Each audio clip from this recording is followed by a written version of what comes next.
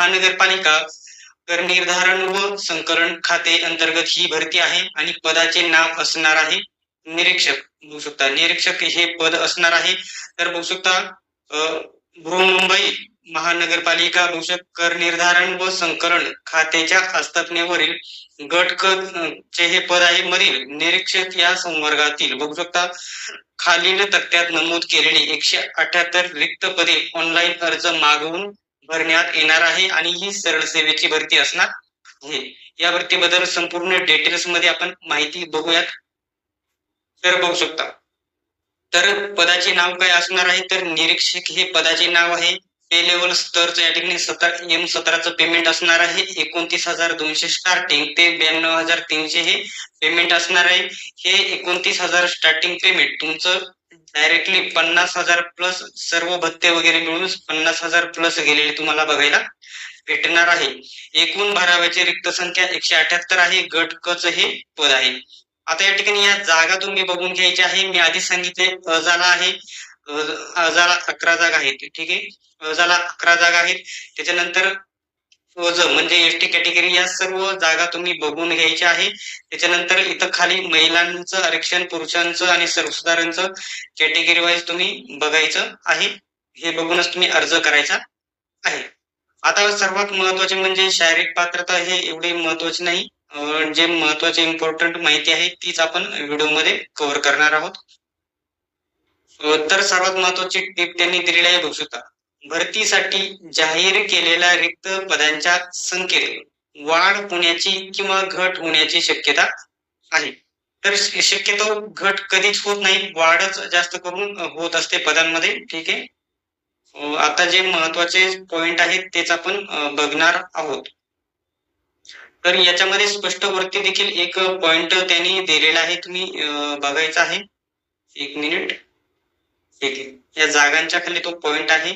याच्यामध्ये या ठिकाणी बघू शकता दिव्यांगांसाठी, दिव्यांग मुलांसाठी, अनाथांसाठी बघू शकता हे पॉइंट देण्यात आलेले आहे.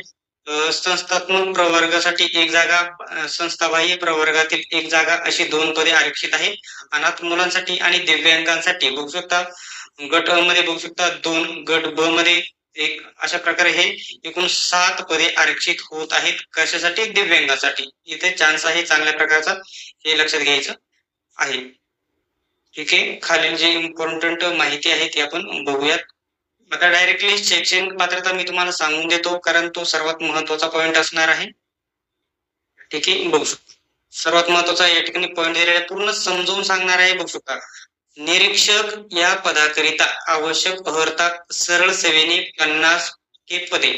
तर पहिला पॉइंट दिलेला आहे, उमेदवार हा कोणत्याही शाखेतील मान्यता प्राप्त विद्यापीठाची पदवी उत्तीर्ण असावा, म्हणजे तुमचे ग्रॅज्युएशन कंप्लीट झालेले असावे हे लक्षात घ्यायचं आहे. आणि दुसरा पॉइंट म्हणजे उमेदवार माध्यमिक शालांत प्रमाणपत्र किंवा माध्यमिक शाळा म्हणजे 10वी पास किंवा तत्सम किंवा उच्चतम परीक्षेमध्ये 100 गुणांचा मराठी विषय निम्नस्तर उच्च स्तर घेऊन उत्तीर्ण असावा. म्हणजे 10वी मध्ये तुम्हाला या ठिकाणी मराठी विषय असावा आणि मराठीमध्ये तुम्हाला या ठिकाणी जो 100 गुणांची लेखी परीक्षा उत्तीर्ण असावा. सर्वांना मराठी असेलच, बघू शकता. ठीक आहे, त्याच्यानंतर इथे चौथा पॉइंट दिलेला आहे, उमेदवाराजवळ बघू शकता मराठी व इंग्रजी लेखनाचे बघू शकता तिकीट 30 शब्द प्रति मिनिट वेगाने शासनाचे व्यावसायिक प्रमाणपत्र असावे. म्हणजे इथे तुम्हाला टायपिंग सर्टिफिकेट असणे गरजेचे आहे, दोनही असणे गरजेचे आहे, हे लक्षात घ्यायचं आहे. ठीक आहे, त्याच्यानंतर हा एवढा महत्वाचा म्हणजे तुम्हाला संगणक हाताळणी येणे गरजेचे आहे. हे तुम्हाला एनएसआयटी वगैरे असेल तरी देखील तुम्ही करू शकता. हे नसेल, तिसरा पॉइंट बादच ठराव हे नसले तरी चालेल. फक्त तुम्ही उमेदवार तुम्हाला या ठिकाणी कोणत्याही शाखेतील मान्यता प्राप्त विद्यापीठाची पदवी उत्तीर्ण असावा, म्हणजे ग्रॅज्युएशन त्यांनी कंप्लीट केलेले असावे आणि त्याच्याकडे मराठी आणि इंग्रजी 30 शब्द प्रति मिनिटचे टायपिंग प्रमाणपत्र देखील असावे असे त्यांनी सांगितलेले आहे. ठीक आहे, हा पॉइंट सांगितला. आता वयाच्या अटीमध्ये वयाची अट निरीक्षक या पदाकरिता वयोमर्यादा तर बघू शकता. राखीव खुला म्हणजे ओपन प्रवर्गातील उमेदवारांसाठी 18 वर्षे ते कमीत कमी 18 ते 38 वर्षापर्यंत अप्लाय करू शकता. जर तुम्ही ओबीसी प्रवर्गातील असाल तर 18 ते 43 वर्षापर्यंत अप्लाय करू शकता. आणि जर दिव्यांग प्रवर्गातील असाल, याच्यामध्ये एससी एसटी वगैरे सर्व येतील, हे लक्षात घ्यायचे आहे. मागास प्रवर्गातील उमेदवार एससी एसटी ओबीसी 43 पर्यंत, आणि दिव्यांग प्रवर्गातील उमेदवारांकरिता किमान 18 वर्षे व कमाल 45 वर्षापर्यंत दिव्यांग अप्लाय करू शकत आहात. ठीक आहे, त्यांच्यासाठी दिलेलं आहे. हेच पुन्हा त्यांनी इथे दिलेलं आहे. माजी सैनिकांचे देखील आरक्षण वगैरे सर्व, अंशकालीनचे वगैरे सर्व डिटेल्स मध्ये तुम्ही बघू शकता. आता खाली जो इम्पॉर्टंट म्हणजे अभ्यासक्रम काय आहे याचा, ठीक आहे.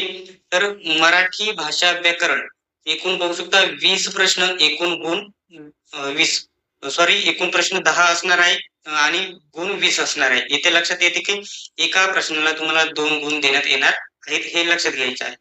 ठीक आहे, बघू शकता. जे मराठी व्याकरण आहे तुम्हाला मराठी भाषेमध्ये येईल, इंग्रजी व्याकरण तुम्हाला इंग्रजी भाषेमध्ये येईल.